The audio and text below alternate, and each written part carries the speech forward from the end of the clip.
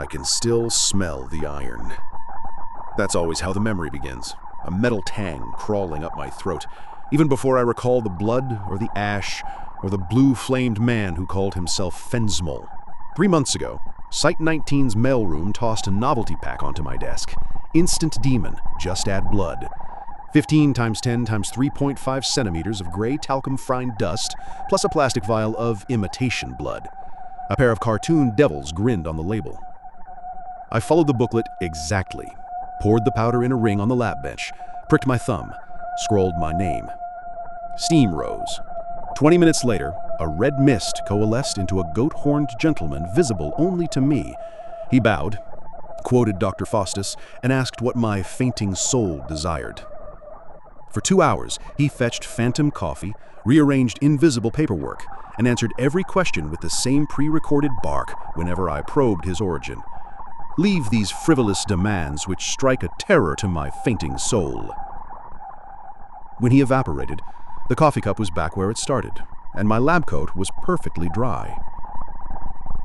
A harmless hallucination, the psychologists insisted, but the entity's final whisper gnawed at me. Real power waits at the crossroads. Obsession sent me dredging black market occult boards until I found a PDF of Reluctant Fiend. The ritual demanded monstrosities. A 4-foot circle drawn in a slurry of cockerel, canine, 2 human infants, and the blood of a priest of 30 years. Human ash from 3 blasphemers heaped at the center, and an 11-minute prayer. I told myself I'd replicate, not perform, the procedure. Pure research. But procurement is a slippery slope. Morgue ash, stray dog blood, falsified clerical records. When the package of 3665 ran empty, I even used its leftover dust to brighten the lines of the circle. Midnight. Basement of an abandoned rectory. My stopwatch struck 11 minutes. The ash convulsed.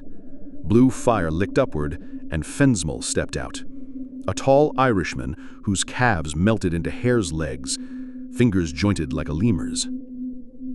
He eyed the powder I'd sprinkled among the blood. You've mixed corporate gimmickry with covenant craft. Do you mortals buy your damnation in sample sizes now? I wanted answers, knowledge, not wealth. He scoffed. Knowledge is earned, souls are paid. When he demanded my soul of my unborn child in exchange, nausea drowned any academic detachment. I tried to stall. Out of reflex, I upended the last of SCP-3665 powder onto the ash. Red vapor hissed, and my personal hallucination bloomed beside Fendsmul, the horn salesman from earlier, still chirping product slogans. For the first time, Fendsmul looked honestly afraid. I watched the mascot pivot toward Fendsmul with a courtly bow, chirping that another mighty sir had arrived to sample eternal torment. Fendsmul snarled back, calling the thing a counterfeit, but the powder demon only flourished an invisible contract, urging him to sign, and repeating its mantra, knowledge is power, and power is knowledge, like a carnival barker who'd found fresh prey.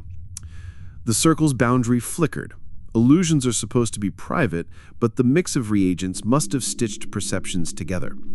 Fendsmul swung an arm, his claws passed through the mascot like smoke, yet the thing only laughed. Each time the fake demon spoke, Fendsmul's form blurred, as though the cheap parody undermined his very ontology.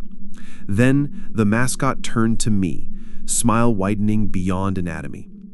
2 hours are up, friend. Time to put everything back where it belongs. Reality folded. The basement resolved into the sterile white of an observation chamber. Only I was still holding the scorched, blood-lined floor tile. Alarms howled. Containment teams stormed in hazmats. I saw Fendsmul one last time, caged in a shrinking ring of blue fire, shouting over and over, "It's not the deal, it's the temptation. At least fight me." I remember nothing after the first syringe of Class C amnestics. The ethics committee let me keep these fragments so I never repeat them. SCP-3665 remains in isolation. SCP-3665 is back in its locker, half full again, politely awaiting the next fool who wants a demon that costs nothing but their sanity. And some nights, when the air tastes like pennies, I still hear a salesman's voice behind my eyes. Knowledge is power, and the illusion of power is the illusion of knowledge. I awake praying the illusion ends in 2 hours, and knowing one evening it won't.